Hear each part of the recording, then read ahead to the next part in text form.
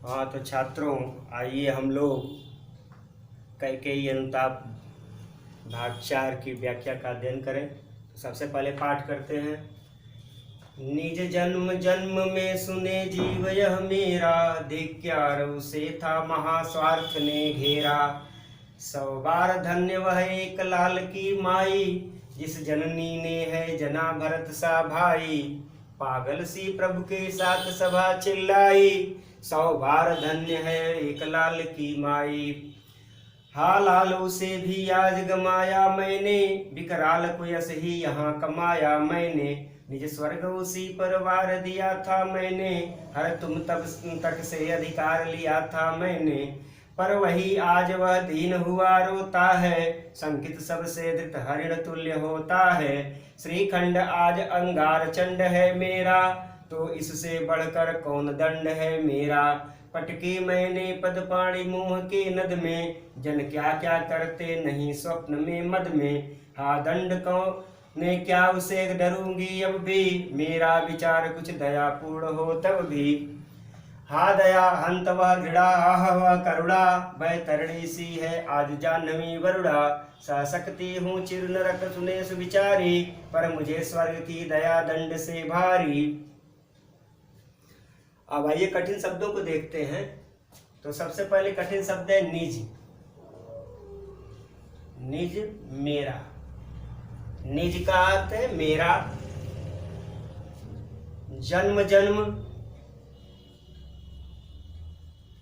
जन्म जन्म का मतलब कई जन्मों तक, कई जन्मों तक।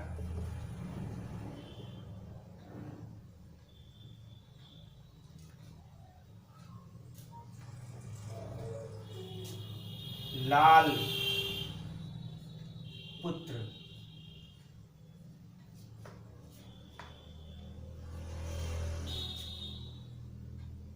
गमाया, गमाया शब्द है गंवाना।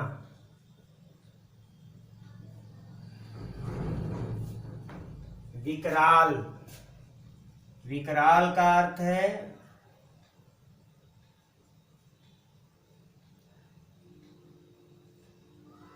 भयंकर। कुयस, अपकीर्ति।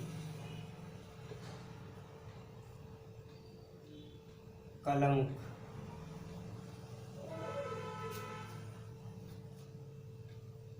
वार, न्यौछावर।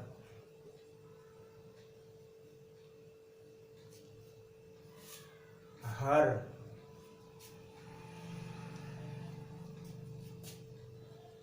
हरण करना या छीनना।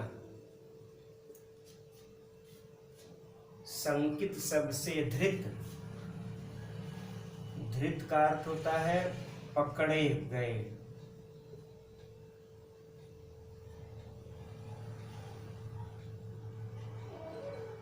पकड़े गए। हरिण तुल्य, हरिण तुल्य का अर्थ होता है हिरण की भांति।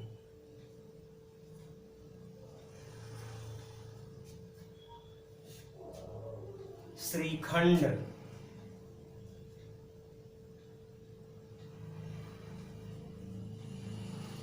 चंदन। अंगार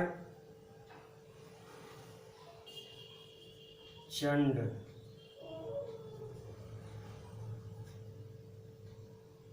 प्रचंड अग्नि।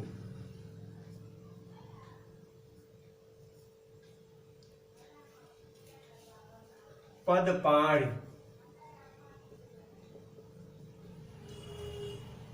पैर हाथ।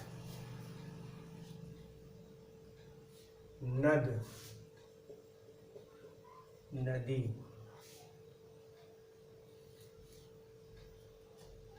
वैतरणी,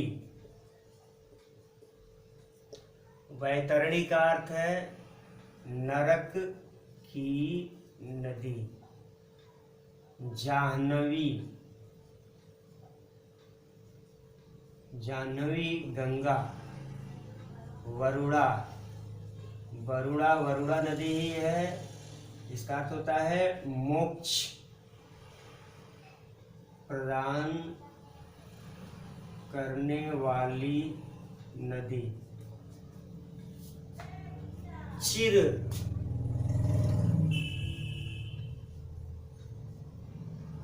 चिर का अर्थ होता है लंबे समय। सुविचारी, सुविचारी का अर्थ होता है विचारवान।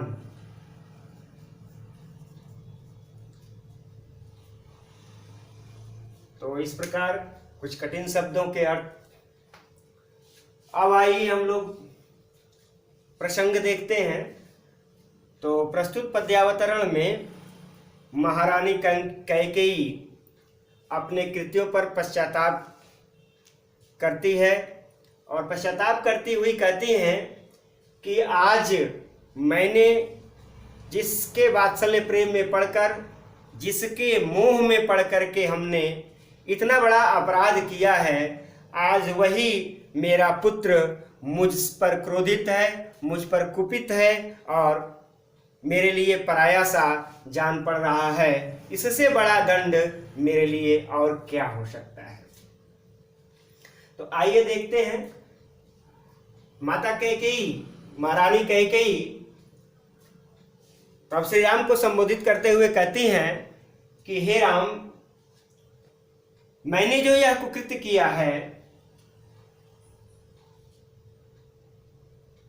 उसके लिए मेरी यह आत्मा, जीव, जीव शब्द है, यहां जीव का अर्थ हो गया आत्मा से। मैंने जो कुकृत्य किया है उसके लिए मेरी यह आत्मा जन्म जन्मांतर तक, यानी कई जन्मों तक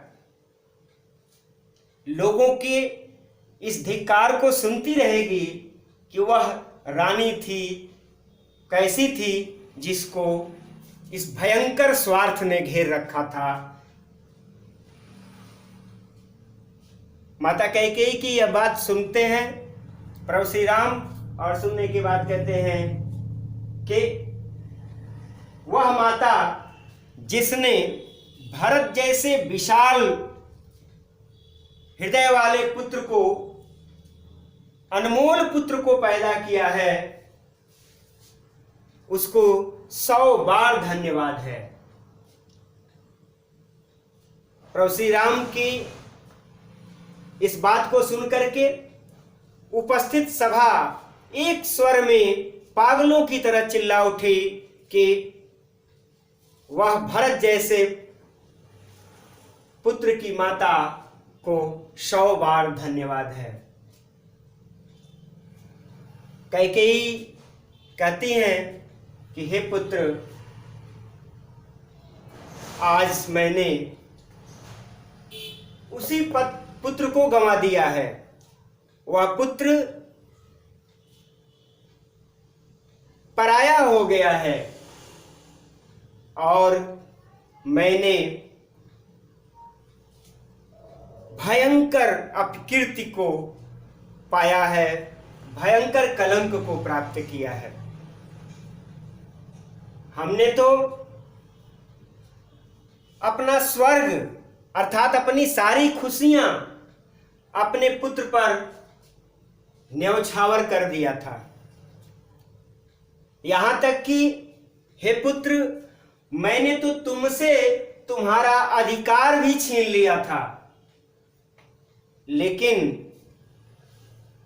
जिस पुत्र के लिए मैंने इतना बड़ा अपराध किया, आज वह दीनहीन सा रुदन कर रहा है।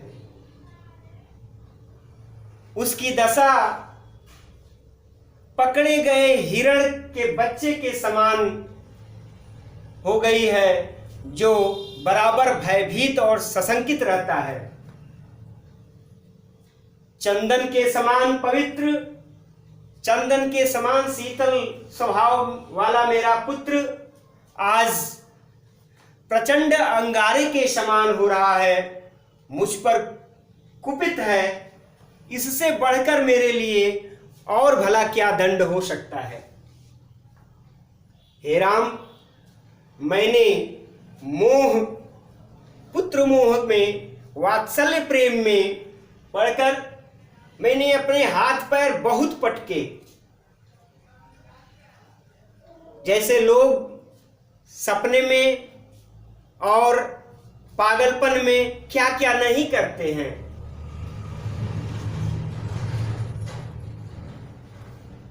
अब हमें चाहे जो भी दंड मिले, मैं किसी भी दंड से नहीं डरूंगी, क्योंकि कोई भी बड़ा से बड़ा दंड मेरे अपराध के आगे छोटा होगा। अगर मेरे अंदर दया की कोई अपेक्षा जगे भी, तो वह दया, वह घृणा, वह करुणा, ये सारे भाव जो है हमारे अपराध के आगे व्यर्थ सिद्ध होते हैं। लोगों को, संसारी लोगों को पवित्र करने वाली, उनको मोक्ष प्रदान करने वाली गंगा, वरुणा आदि नदियां आज मेरे लिए नरक की नदी बैतरणी सी प्रतीत हो रही हैं। सभी विचारवान लोग, विद्वान लोग हमारी इस बात को सुने कि मैं लंबी नरक की यातना भोग सकती हूं, लेकिन अगर मुझ पर दया करके मुझे स्वर्ग दिया जाता है तो वह मेरे लिए दंड से भी बढ़कर है। तो इस प्रकार यही व्याख्या थी, संक्षिप्त व्याख्या। अब आइए इसमें हम लोग काव्य सौंदर्य देखते हैं। तो काव्य सौंदर्य, इसमें सभी लोग जान रहे हैं कि भाषा, खड़ी बोली हिंदी है, भाषा साहित्यिक हिंदी, साहित्यिक खड़ी बोली, खड़ी बोली। अलंकार, इसमें अलंकार अनुप्रास है, उपमा है, छंद सवैया है, गुण लक्षणा और अभिधा, अभिधा दोनों है। गुण शब्द शक्ति है, शब्द शक्ति अभिधा और लक्षणा है। गुण, गुण इसमें प्रसाद है, और रस इसमें वात्सल्य है।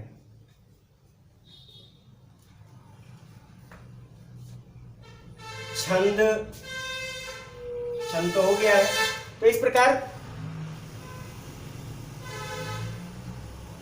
राष्ट्रकवि मैथिली शरण गुप्त ने कैकेयी जी के पश्चाताप का बड़ा ही मार्मिक चित्रण किया है, जिसमें वह सफल है।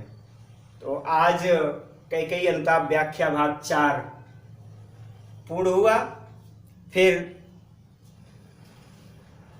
व्याख्या भाग 5 में हम लोग कल मिलेंगे।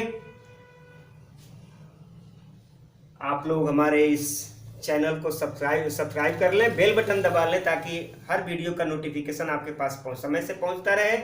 और इसको शेयर करें ताकि ज़्यादा से ज़्यादा बच्चे इससे लाभान्वित हो सकें। धन्यवाद।